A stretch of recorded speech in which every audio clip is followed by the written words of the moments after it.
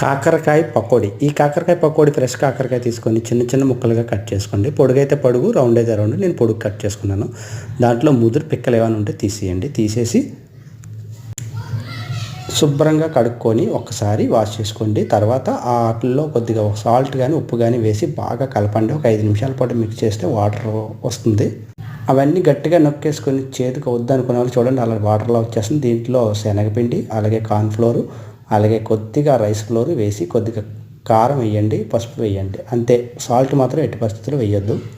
ఇవన్నీ వేసి బాగా మిక్స్ చేస్తే అలా మీకు మంచి కన్సిస్టెన్సీ వస్తుంది. దాన్ని ఆయిల్ వేడిలో పెట్టుకొని ఆయిల్ బాగా ఫ్రై అయిన తర్వాత డీప్ ఫ్రై చేసుకొని తీసుకోండి. ఈ కాకరకాయ ఫ్రై చూడండి ఎంత టేస్టీగా ఉంటుందంటే కాకరకాయ వద్దు తినను అనేవాళ్ళు కూడా ఈ కాకరకాయ ఫ్రైని తింటారు, ఖచ్చితంగా తింటారు. ఒకసారి ట్రై చేయండి. సూపర్ అంటే సూపర్, అదిరిపోతుంది. మళ్ళీ కావాలనిపించే రెసిపీ అండి. Thank you.